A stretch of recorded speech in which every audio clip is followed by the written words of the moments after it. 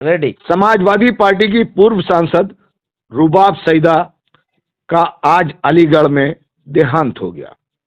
रुबाब सईदा एक कद्दावर नेता ही नहीं, एक राजनीतिक परिवार की बड़ी हस्ती थी। उन्होंने 1995 में जिला पंचायत अध्यक्ष के पद के लिए पहली बार चुनाव लड़ा और विजयी रही। फिर 2014 में लोकसभा के लिए चुनाव लड़ा, उसमें भी बहराइच सीट से उनको विजय श्री मिली। रुबाब सईदा मूलतः मेरठ के बिठौर की रहने वाली थी।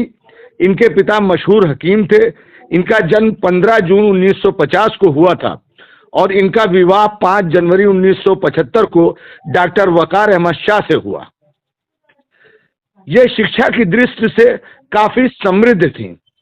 इन्होंने एमए बीएड मेरठ विश्वविद्यालय से किया और अपनी उच्च शिक्षा के कारण अध्यापन का कार्य चुना। इन्होंने तारागढ़ इंटर कॉलेज में पहले अध्यापिका की हैसियत से इनको नौकरी मिली। उसके बाद ये सफर इतना लंबा चला कि ये वहां की प्राचार्य बनी।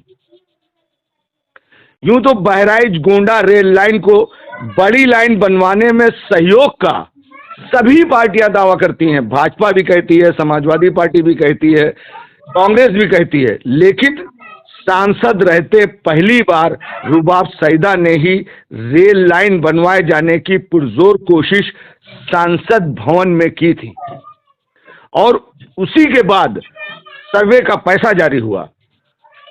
2004 में जब ये सांसद चुनी गई तो उत्तर प्रदेश में अकेली मुस्लिम सांसद थी।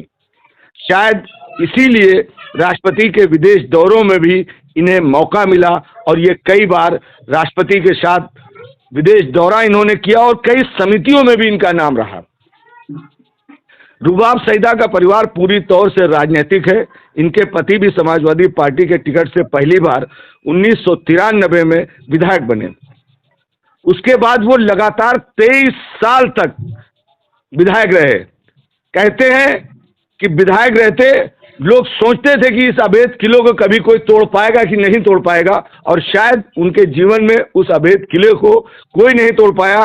जब वो चारपाई पर लेट गए तब उसके बाद उसी सीट से उनकी पत्नी दोबारा चुनाव लड़ी, लेकिन दुर्भाग्य था कि वो अपनी निकटतम प्रतिद्वंदी अनुपमा जायसवाल से चुनाव हार गई। रुबाब सईदा के मात्र एक लड़की और एक लड़का है। इनका लड़का यासिर शाह भी मटेरा से 2 बार विधायक व मंत्री रहा है। उसी मटेरा सीट से इस समय उनकी पुत्रवधू मारिया शाह समाजवादी पार्टी के टिकट से विधायक हैं। चुनाव हारने और स्वास्थ्य संबंधी परेशानियों के कारण ये अक्सर अपनी बेटी अलवीरा के साथ अलीगढ़ में रहती थी, क्योंकि वो एक डॉक्टर है और उसका नर्सिंग होम भी चलता है।